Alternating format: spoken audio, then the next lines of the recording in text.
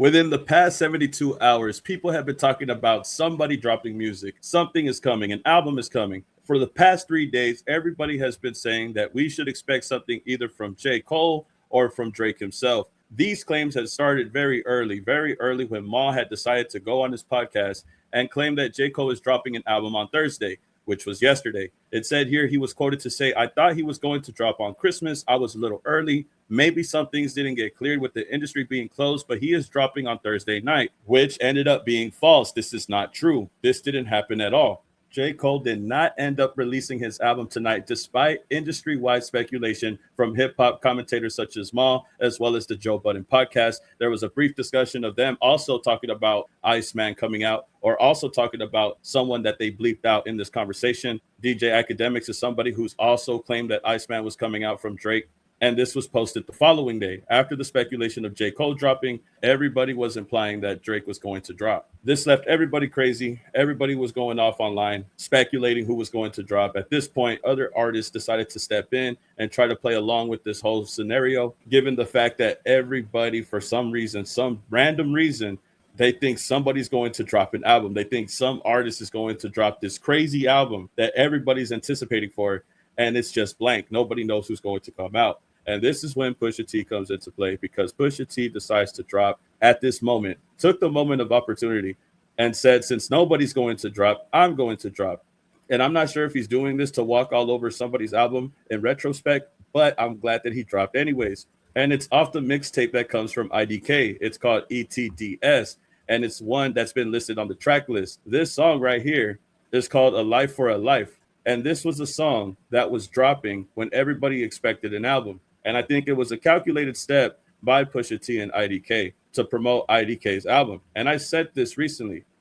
Anybody who has a project that they're working on should drop something immediately. If everybody's talking about someone releasing an album and no album ends up coming, you might as well just take this opportunity and try to use this time to promote your album or drop something immediately. They couldn't have received a better opportunity to promote IDK's album in this case scenario. Pusha T has a record on this mixtape, and I'm going to be completely honest with you and just tell you right now that he took this time to diss Drake on this record, on this verse. Not only is the song title a message within itself, it's also the producers that play a big role. Also, the song is called Life for a Life with IDK and Pusha T, but the producers K-Tronda and Eden played a big role in this case right here, because the sample that they use for this record is very specific. It's very specific for two songs, but it's important to note that they sample Who Kid, and they sampled the song with him and 50 Cent for the record that G Unit did back in the day called Red Light, Green Light. This is a song that they sample on the record. The other song who specifically sampled this record is none other than Drake. He sampled Push-Ups with Red Light, Green Light as well. Way back when he created Push-Ups, he used the same exact sample. Without a doubt in my mind, this record was intentionally made in this specific way to take aim at Drake. Because why else would you use the same sample as Drake did when he made Push-Ups using the same exact song? We'll keep it a legend, but you can tell me how you feel about that. The other thing, too, is IDK's verse. IDK's verse is very interesting. Very interesting. The way that he mentions ice is symbolic to everybody expecting Iceman to drop around this time. He says, if it ain't life, then every sentence is light. Make a guy take flight if we try to take ice. Stacking up the cash, making money off your vice. But it gets more interesting when we go down here. He says, I wish I could change how my homies live. The problem is the change ain't enough to pay the bills. So for what the ice is worth, they gonna leave your body chill. Ice worth, body chill could be a reference in Iceman, especially the character that Drake likes to portray with Iceman, which is Robert Kalinsky. So talking about people leaving your body chill to pay their bills sounds very Iceman related, specifically to what Drake references when he talks about Iceman. But that's not the only thing, because then Pusha T says what he says. And this is when you actually understand that he's taking aim at Drake, specifically when he goes and does a podcast. He says, Drive 2026, I don't even ask how. LV, Cash Cow, St. Jude's, Cash Out. I can't even podcast given all my passed out. Watching people crash out, telling who they ask about. Interview with anybody sitting in a glass house. I'm going to pull that mask out. All you people mascots, looking at the difference between the have and the have-nots. Now, the specific bar that I want to zero in when he says, I can't even podcast given all my passed out. Interview with anybody sitting in a glass house. Well, if you could remember when Bobby and Drake sat in a glass house and did her podcast, her first episode back after being gone for whatever reason, I believe this line is taking aim towards Bobby and Drake when they did this whole situation, when they did this whole podcast way back when. And it's a pretty slick line. And I think that Pusha T was definitely referencing this podcast. I think Pusha T is bringing this up specifically because it was a conversation piece at one point in time.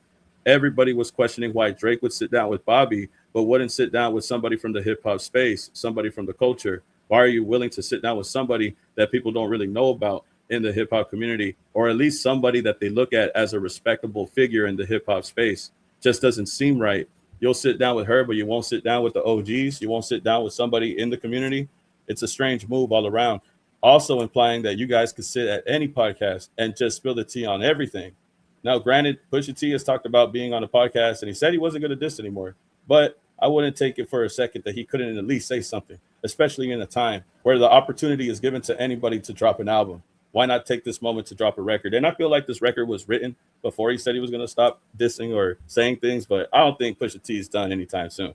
I think he definitely took this moment. IDK took this moment, and I respect him for it. It was a good moment to take an advantage of this time where people are talking about an album or a record coming out, especially when people are expecting Iceman. So let me just walk all over that album rollout. Let me walk all over this press by dropping a record hinting towards Drake, sitting in a glass house doing a podcast with Bobby, reminding everybody, hey, be careful what y'all doing. Because even when you idolize this guy, even when you praise this guy, he's not going to sit down with you and do an interview. He'd rather sit down with someone like Bobby instead. But that was just my theory at this time. That was my analysis while listening to the record. I was on live stream just waiting for something to drop. Everybody kept saying that something was going to drop Thursday, which is a random day for something to drop anyways. But seize the moment. Take advantage of it for sure. Make sure you're able to do this while everybody is waiting for something to happen. And he did deliver, bro. This record is a slap. Record slaps, bro.